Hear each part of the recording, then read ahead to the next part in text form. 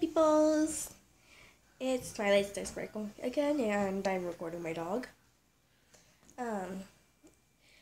I just wanted to tell you guys that sorry I deleted the last video if you're actually watching this video and you watched the other video. But I figured out about copyright laws, and yeah. But I do have an account on Wattpad, which is, this is not sponsored, don't think that way. It's not sponsored, but I have an account on Wattpad, and I write books on it. So I was thinking maybe I could read my books and stuff to you guys, like the rough drafts. So it's like you get the original versus my other, versus like the edited. I'm gonna be doing my book idea that was it's like an Alpha fan fiction if you watch her. And it has my OC in it. So it's like all characters belong to Aphmau or Jessica. Please check out her channel. Except for the wolves and my OC, which is an original character. Anyway, I don't know if you guys want this or not, but tell me in the comments if you want me to. But I'm just going to record my dog while I read off my notebook. And yeah. Sorry, I have a cold. Anyways, the book idea is The Lost Romy Princess. That would be the title. And the first chapter is called The Wolves. This is mostly going to be in my OC's point of view.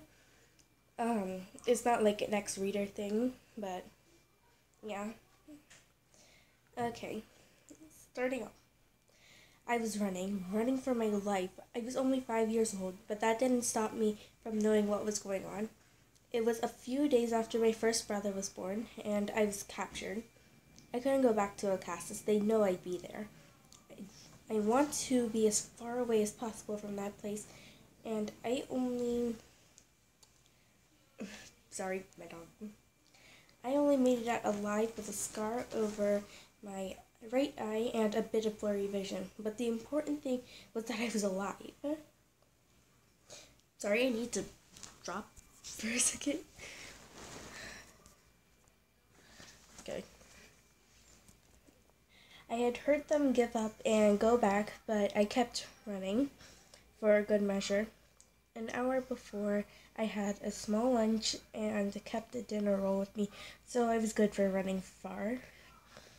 I had reached a small cave and decided I was going to sleep there tonight. At least it was dry. I sat down deep within the cave and took out my roll. I was about to eat part of it when I heard growling behind me. I stood up and looked behind me and saw wolves. I had little knowledge on them and didn't know what to do. Instinct took over me, and I put the bread in front of the wolf and got on my back and exposed my belly.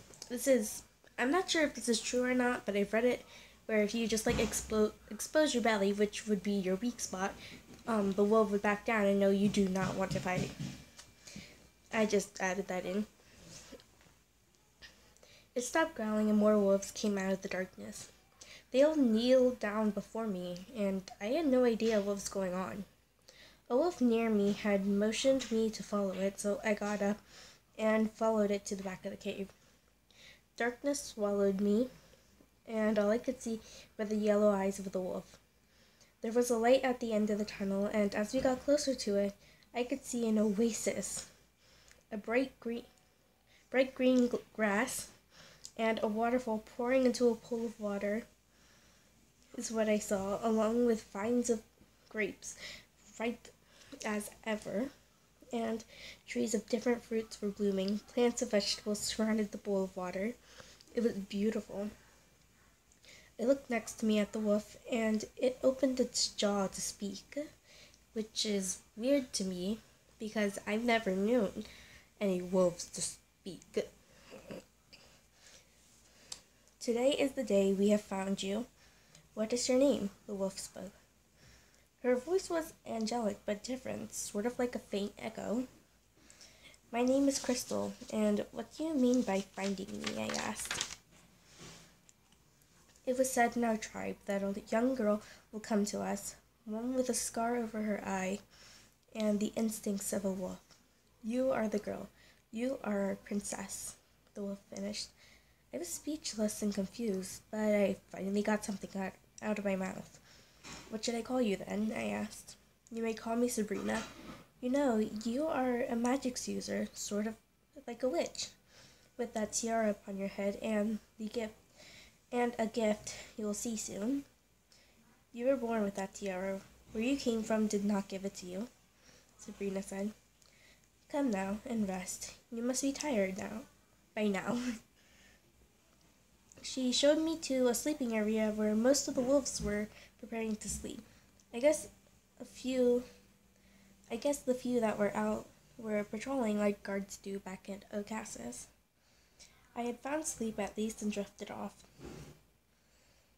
I opened my eyes to a white place and a woman with a white gown, a navy blue cloak in front of me. She had tan skin and black hair and warm brown eyes. She looked like me, but that's not right. The Lords of Ocasas are my parents, right? "My child, how much you've grown. I am your mother if you are confused. I am Irene," she said. "But I was born from the Lords of Ocasas, and if you are my mother, how am I the Princess of Wolves?" I asked frantically. Sorry, I can't speak frantically. "First of all, an old friend of mine gave you to the Lords to take care of you. And to answer your second question, Shad is your father. Some villagers said he was the god of wolves, which was true, making you their princess," she answered. "Well, at least I got my answers, I guess." She pulled something out of her pocket. She knelt down to me. It was a black strip necklace with a single diamond shaped like a crystal on it. I have the picture right here. I doodle on my book a lot. Oop. Yeah. "This is a gift from your father, and the tiara upon your head is from me. Use them together, and you may unlock some of your powers." Why do I have Harry Potter on my mind now? She said as she smiled. "There is a gift for you when you awake, and it will always fit you no matter how big you get, just like the tiara and necklace," she finished. I heard a clock strike, and I woke up. There was a cloak like my mother's around me, navy blue trimmed with gold, but this was connected by a paw print. "Thank you, Mom," I whispered, and I swore I could have heard the wind say "you're welcome." Most of the wolves were gone except for Peps, who were coming towards me. "Is it true you're the one we've been waiting for?" one of them said. I nodded my head. "My mom said I shouldn't go talk to strangers, but your aura seems a lot safer than everyone else's," another one spoke. "Come on, I bet your parents are waiting for you. But we can play a little later," I said. They agreed, and we all went out of the sleeping area and towards the pond where their parents were. "Oh, thank you. We've been looking for these little rascals a while ago, and I didn't know where they went," one of the wolves said. I said "you're welcome," and Sabrina came toward me. "I see you have already met her," she said. I nodded my head, and she motioned me to get on her back. She laid down, and I got on. "We are going somewhere to test your powers," she said, as she walked to the cave, lined with crystals, diamonds, and much more. "One of your powers is transformation. One a wolf, and another an angel. The wolf is easier, so you'll do that one first, until you are old enough to do the angel," Sabrina said. We were at the back of the cave where a statue of Irene was. The first step to do the transformation is to get on your hands and knees. I got off of her and got down. Now, while focusing on the energy of the necklace and tiara, think of your spirit wolf. Sorry. She finished. I did as she said, and I felt a weight lift off of me. I still felt my tiara, but tied around my ear, and my necklace, but I felt a warmth surround me and on my hands, and I was on my hands and feet instead of knees. I opened my eyes and looked at my hands, which were now paws with lilac color, but up my arms were gray. I was a wolf. That is the first chapter in my book.